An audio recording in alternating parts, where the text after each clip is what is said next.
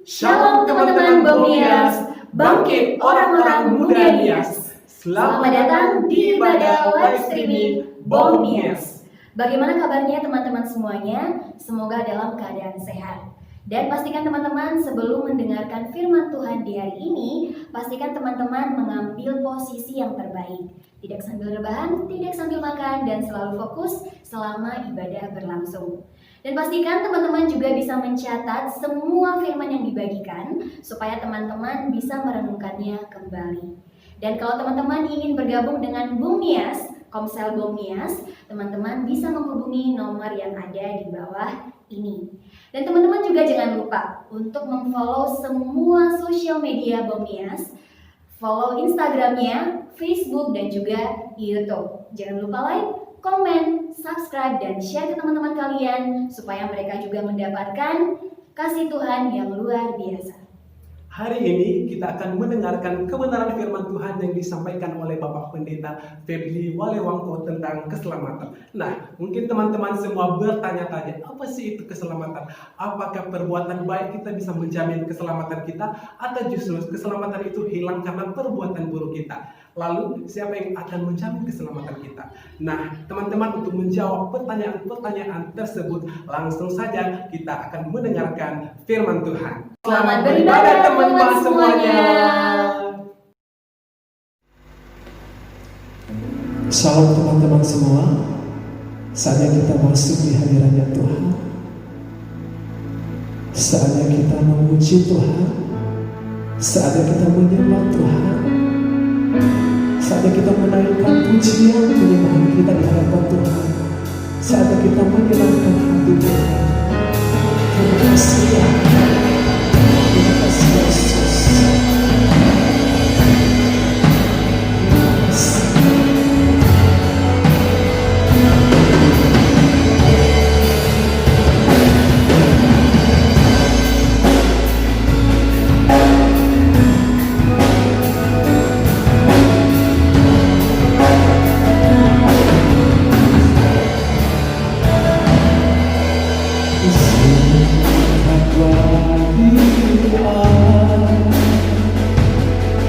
Yang duduk atas tahta dan anugerah kemuliaan dimaksud, hormat kuasa dan kuasa.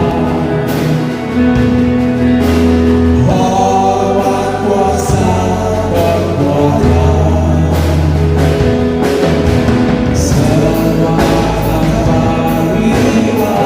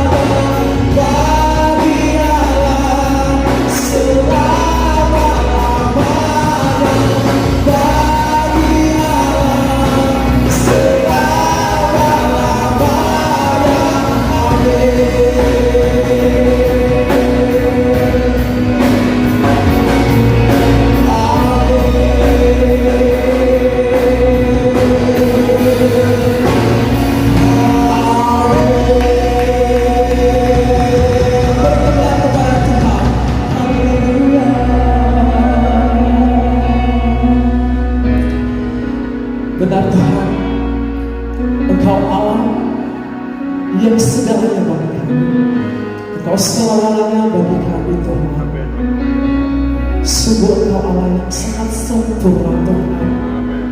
Sungguh Engkau Allah yang selalu memperhatikan kami Tuhan. Terima kasih Tuhan. Terima kasih Bapa. Inilah kami Tuhan di tempat ini. Kami memuji Engkau Tuhan. Kami menyembah Engkau Tuhan. Semoga pujian kami, penyembahan kami menjadi hormat, kemuliaan bagi nama Tuhan di dalam kerajaan surga. Dan sebentar lagi Tuhan, kami mau memuji Engkau lebih luar biasa lagi Tuhan. Kami mau bersorak bagi Engkau Tuhan.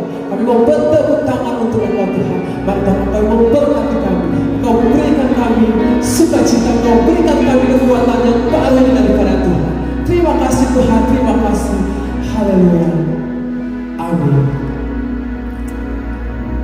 Baik teman-teman semua, saya kita berkilah untuk Tuhan. Saatnya kita memuji Tuhan, bertepuk tangan untuk Tuhan.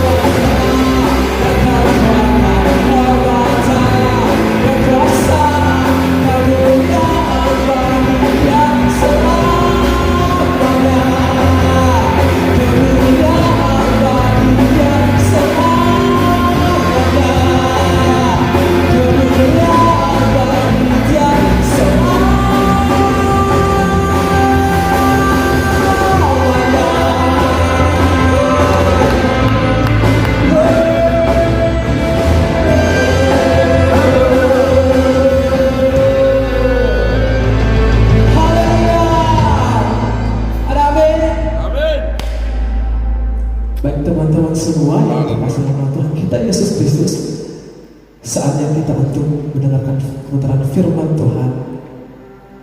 Mari kita siapkan hati kita. Mari kita merenungkan firman Tuhan dan saat ini kita dengarkan. Terima kasih Tuhan. Terima kasih Yesus. Terima kasih.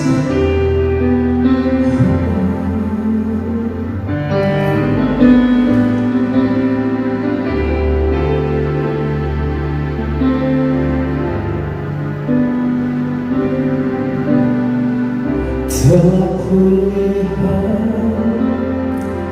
bukti kasih-Mu, Kau menderita gantikanku dengan darah-Mu, Kau selamatkanku.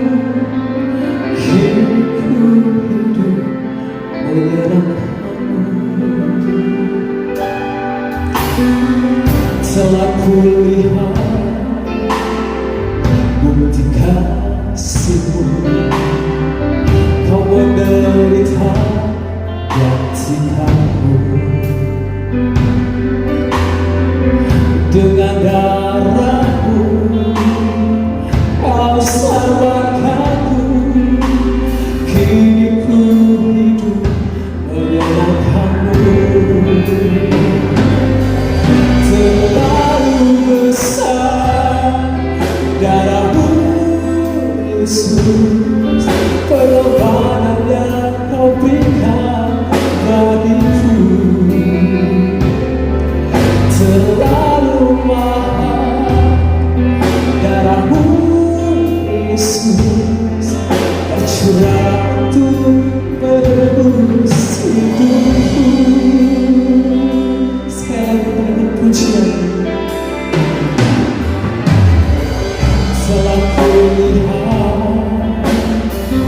bukti kasih-Mu, Kau menderita gantikanku dengan darah-Mu, Kau selamatkanku. Kini ku hidup menyenangkan-Mu. Terlalu besar kasih-Mu Bapa, pengorbanan yang Kau berikan bagiku. Terlalu mahal darah-Mu Yesus, tercurah untuk menebus hidupku.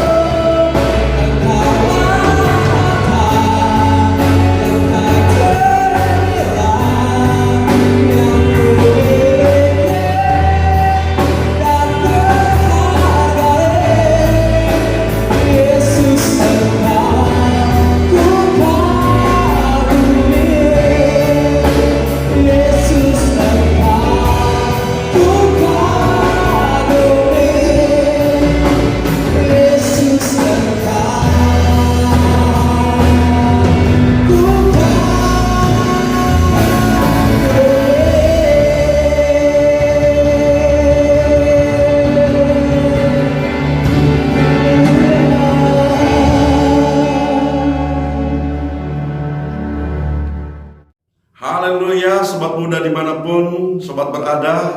Hari ini kita akan diberkati lagi dengan kebenaran firman Tuhan yang dahsyat dan luar biasa. Dan hari ini kita akan mendengarkan firman Tuhan bersama-sama. Namun sebelumnya kita berdoa. Mari kita berdoa. Bapa, di dalam nama Tuhan Yesus, hari ini kami beribadah live streaming. Dan dimanapun saudara-saudara kami saat ini mendengarkan firman-Mu, mereka diberkati oleh Tuhan, mereka dijangkau oleh kuasa firman Tuhan, sehingga setiap jiwa-jiwa yang mendengarkan kebenaran firman-Mu, mereka diberkati. Haleluya, amin. Bapak Ibu Saudara kekasih di dalam nama Tuhan kita Yesus Kristus, kita belajar tentang satu kebenaran yang luar biasa, yaitu tentang keselamatan. Kenapa? Karena setiap orang percaya harus betul-betul memahami tema yang sangat penting ini, yaitu keselamatan. Saya mau katakan, keselamatan itu penting kita pahami ketika kita masih hidup, ketika kita masih bernafas. Kenapa? Karena ketika kita tahu kita sudah diselamatkan, maka hidup kita pasti diubahkan, hidup kita pasti berubah, dan kita pasti menikmati kebaikan Tuhan hari lepas hari. Bukankah itu tujuan Bapak Ibu Saudara dan saya hidup dalam dunia ini, untuk menikmati kebaikan Tuhan. Dan ketika suatu saat Tuhan memanggil kita, kita sudah yakin bahwa kita sudah punya tempat di sorga. Itu sebabnya keselamatan sangat penting kita bicarakan di awal-awal ini. Kenapa Bapak Saudara? Ibaratkan gedung yang mewah, gedung yang luar biasa keren, iya, catnya bagus, wah, bentuknya bagus, tapi dia tidak memiliki pondasi, dia tidak memiliki dasar yang kuat. Saya percaya saudara tidak mungkin bisa betah di sana. Saya percaya saudara akan lari dari gedung itu. Kenapa? Ketika angin datang, walaupun angin hanya sepoi-sepoi, ya hujan rintik-rintik, saudara pasti tidak nyaman, tidak merasa aman, dan akhirnya saudara keluar dari gedung itu. Kenapa? Karena saudara tahu, saudara tidak pasti selamat. Oleh karena apa? Gedung itu pasti roboh karena tidak memiliki dasar yang kokoh atau pondasi yang kuat. Nah, keselamatan itu seperti itu Bapak Ibu Saudara, yaitu kita mengerti dulu tentang keselamatan. Itu adalah pondasi, perpijakan kita, tempat kita berdiri dan merasa kuat, karena kita tahu kapanpun kita meninggal, kita mati, kita sudah diselamatkan, kita sudah punya tempat di sorga. Mungkin saudara berkata, oh Pak Pendeta, Pak Febli, kenapa saya harus bicara tentang keselamatan, bicara tentang kematian? Memangnya saya ini sudah mau mati? Iya, saya ini masih kuat, saya ini masih muda. Tapi saya mau katakan, fakta membuktikan bahwa sekarang ini ada begitu banyak orang mati mendadak secara tiba-tiba. Orang yang kita tahu dia sehat, dia kuat, tiba-tiba kita buka di medsos dan kita kaget, terperangah. Hah? Dia sudah meninggal? Kayak saya baru ngomong sejam yang lalu.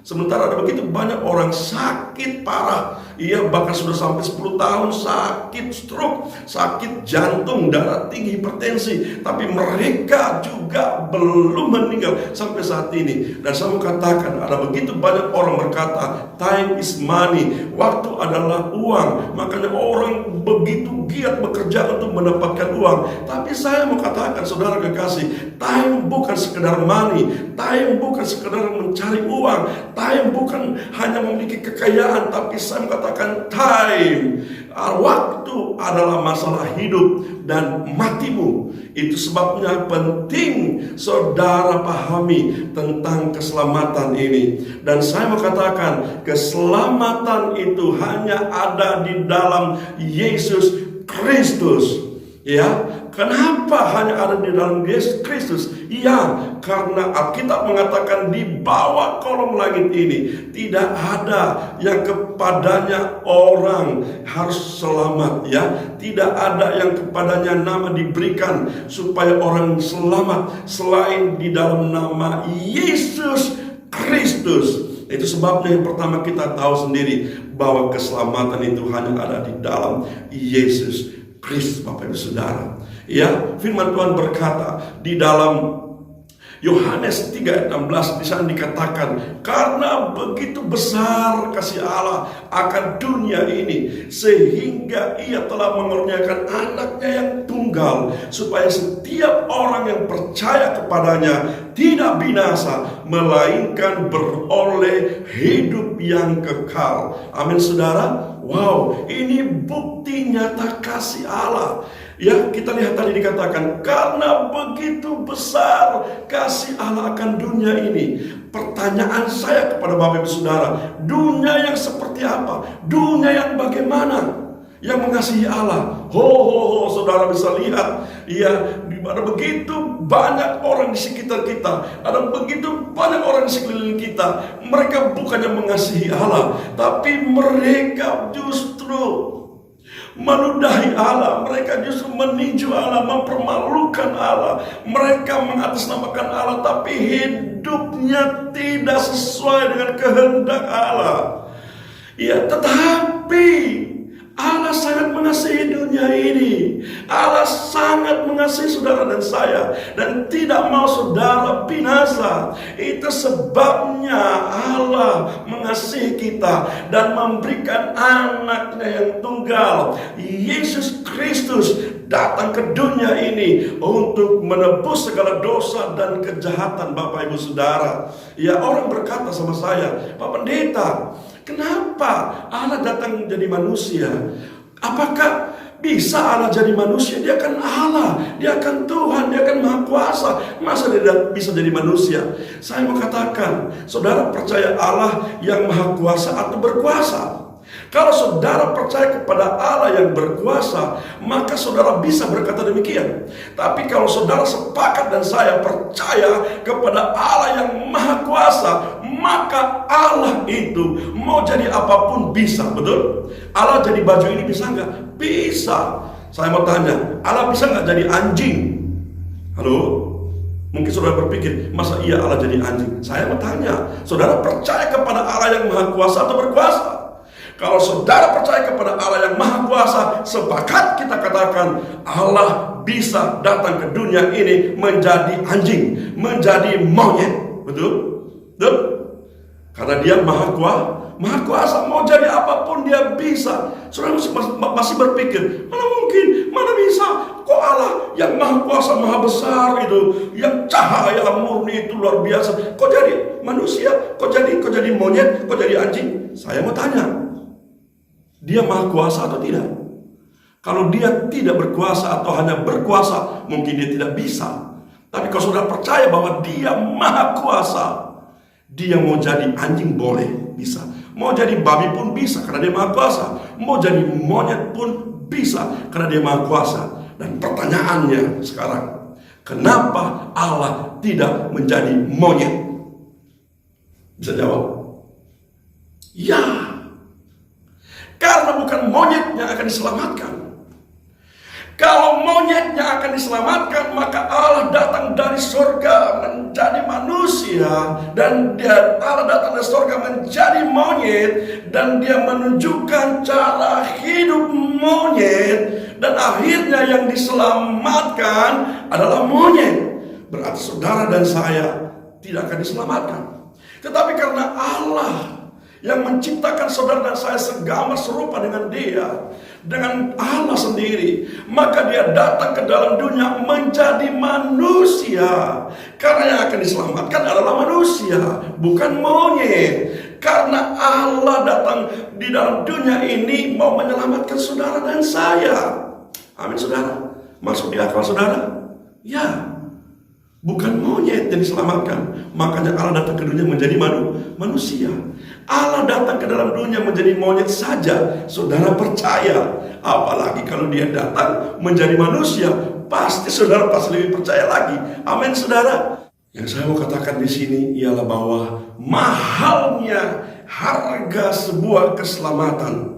Keselamatan diberikan secara cuma-cuma, namun bukan berarti ia adalah sesuatu yang murah, karena sesungguhnya keselamatan itu telah dibayar dengan darah Tuhan kita Yesus Kristus yang tak ternilai harganya.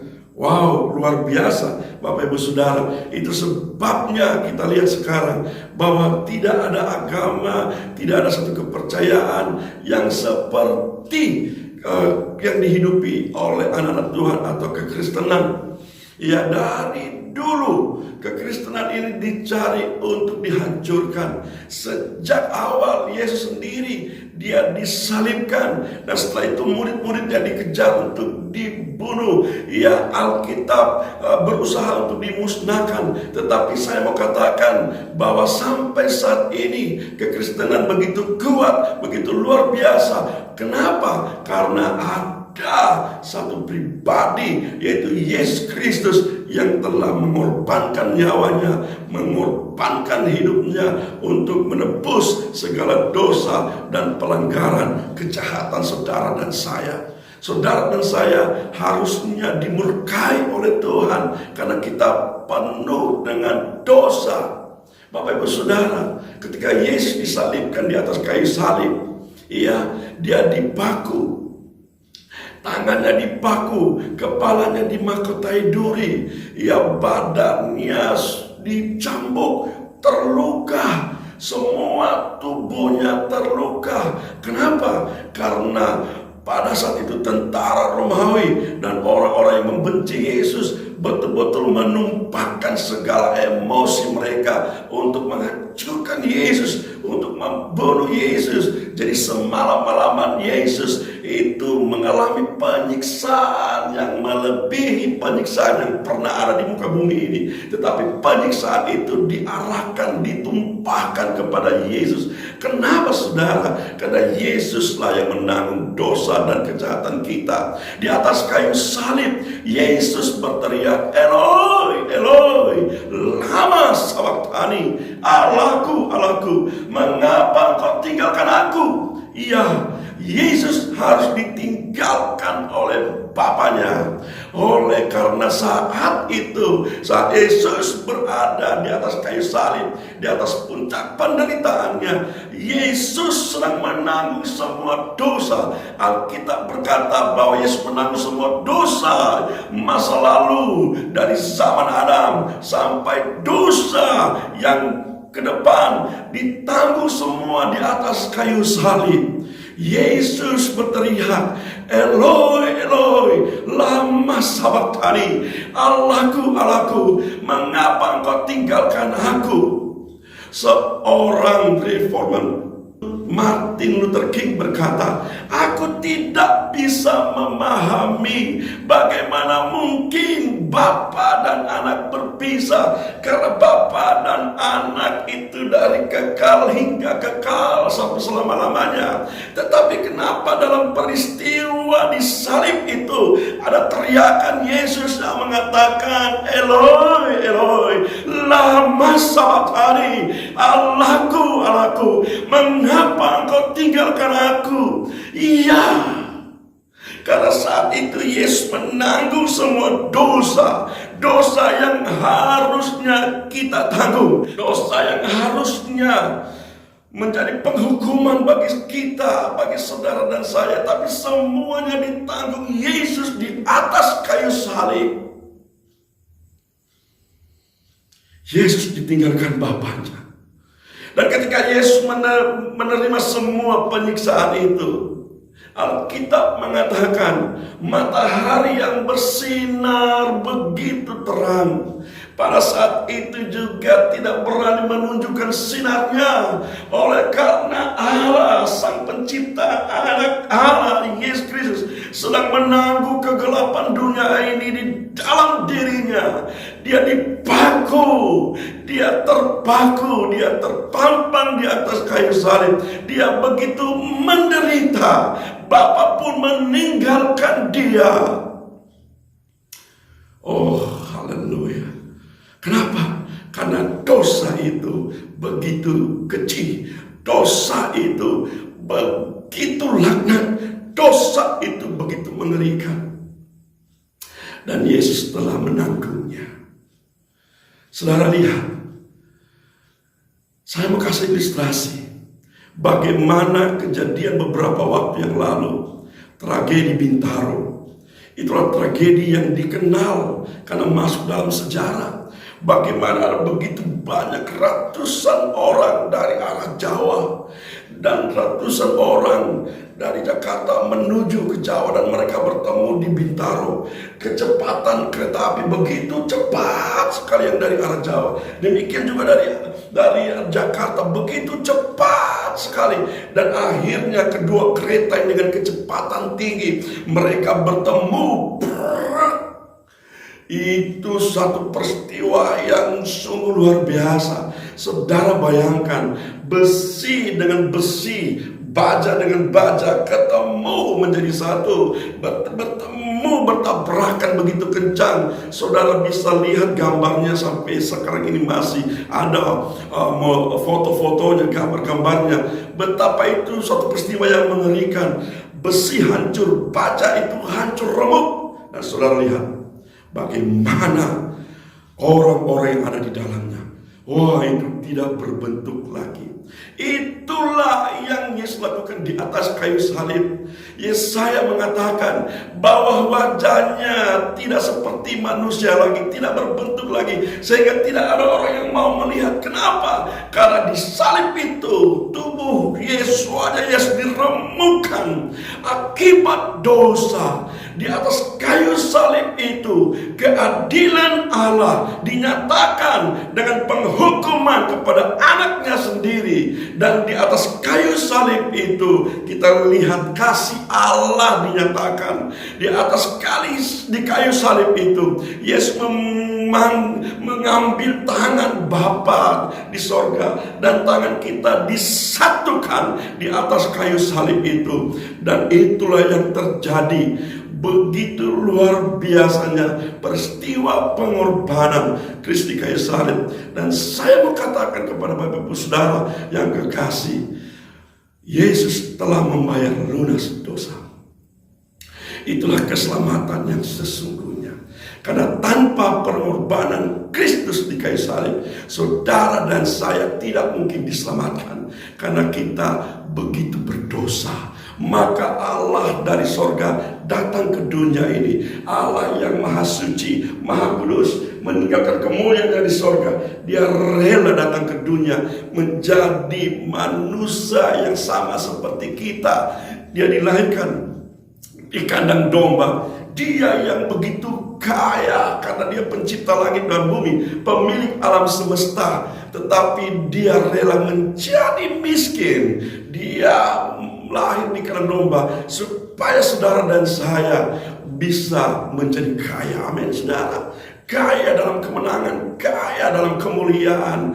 Dia yang begitu kuat, perkasa, karena dia Tuhan Sang Pencipta. Dia rela membatasi dirinya dalam perut Maria menjadi manusia sama seperti kita, supaya kita ini yang lemah menjadi kuat. Amin, saudara. Dia yang begitu suci, begitu kudus, tapi dia datang ke dalam dunia ini mengambil semua akibat daripada dosa dan kejahatan kita, disatukan dalam tubuhnya, dan dia mati, dia binasa dengan tubuhnya yang hancur, supaya saudara dan saya yang harusnya binasa kekal selama-lamanya di api neraka, kita mendapatkan kehidupan yang baru, kita diselamatkan. Saya mau katakan betapa mahalnya harga sebuah keselamatan, dan itu hanya dilakukan oleh Yesus Kristus. Dan ketika saudara percaya kepada Yesus Kristus, maka saudara pun akan diselamatkan. Amin, saudara. Ya, keselamatan itu penting saudara miliki saat ini. Karena dari situlah, dari atas pijakan itulah, saudara dan saya bisa memulai hidupmu, bisa memulai karirmu, bisa memulai masa depanmu. Di atas kayu salib itu Yesus telah menebus engkau. Engkau yang harusnya binasa, tetapi ditebus oleh Kristus, supaya engkau mengalami hubungan dengan Bapa di sorga, supaya engkau mengalami kemerdekaan sejati yang memang Allah sediakan sejak mulanya. Karena Tuhan menciptakan saudara dan saya, tujuannya supaya supaya kita menikmati kebahagiaan ini, tetapi karena oleh dosa dan kejahatan kita terpisah dari Tuhan selama-lamanya. Tetapi kasih karunia Allah, kita diselamatkan, kita dimerdekakan melalui pengorbanan Kristus di kayu salib. Roma pasal 5 ayat 8 berkata, ketika kita masih berdosa, Kristus telah mati bagi kita untuk menebus dosa kita. Apalagi sekarang ketika kita menjadi anaknya, ketika kita menjadi ahli warisnya, apalagi sekarang Tuhan pasti memberkati hidupmu, melimpahkan berkatnya kepadamu. Memang kita hidup di dunia ini, kita mengalami masalah pergumulan yang sama dengan semua orang di bawah kolong langit ini. Tapi saya mau katakan, ketika engkau percaya akan keselamatan yang disediakan Yesus bagimu, percaya menerima Dia sebagai Tuhan dan Juru Selamat pribadimu, kita sama-sama menerima perlakuan yang sama. Ketidakadilan apapun yang kita terima, fitnah, dikhianati, apapun yang kita terima, tapi bedanya ialah bahwa kita bisa memiliki kekuatan yang supranatural oleh karena kita percaya kepada Kristus yang telah menyelamatkan kita. Bagian terakhir yang saya mau sampaikan kepada Bapak Ibu Saudara sekalian, anak muda Bomnias dimanapun kita berada, yaitu di dalam 1 Yohanes pasal yang kelima ayat 11, 12 dan 13 dikatakan di sana, sebab Allah telah mengaruniakan hidup yang kekal kepada anak, itu Yesus Kristus. Barang siapa memiliki anak, ia memiliki hidup. Barang siapa tidak memiliki anak, ia tidak memiliki hidup. Hal ini kukatakan kepadamu, hal ini kutuliskan kepadamu, supaya kamu yang percaya kepada nama anak Allah yaitu Yesus Kristus, kamu tahu bahwa kamu telah memiliki hidup yang kekal. Amin, saudara. Dan Galatia pasal 4 ayat 7 berkata bahwa kita adalah anak dan kita adalah ahli waris kerajaan sorga. Artinya orang-orang yang berhak menerima janji-janji Bapa. Ketika saudara masih hidup di dalam dunia ini, saudara berhak menerima janji-janji Bapa, dan saudara akan menikmati hidup yang sukacita, damai sejahtera, kelimpahan bersama dengan Kristus. Amin, saudara. Haleluya. Hidup bahagia di dalam dunia ini, menikmati kebaikan Tuhan, dan ketika saudara meninggal suatu saat, saudara sudah punya tempat di sorga. Betapa pentingnya kita memiliki pengetahuan tentang keselamatan. Haleluya. Tuhan Yesus memberkati saudara. Amin. Setiap hal yang dilakukan Allah pasti memiliki maksud dan tujuan yang sempurna dan kekal. Begitu juga dengan keselamatan. Melalui keselamatan, anak-anak Allah tidak hanya dibebaskan dari hukuman dan penghakiman, tetapi selanjutnya akan diundang untuk menikmati kehidupan yang abadi bersama Allah Pencipta. Dengan mengetahui segala sesuatu tentang keselamatan, maka kita dapat menikmati hubungan yang sempurna dengan Tuhan Pencipta kita. Dan terima kasih untuk teman-teman semuanya yang sudah mengikuti ibadah live streaming hari ini. Dan sampai ketemu di ibadah live streaming berikutnya. Tuhan Yesus memberkati.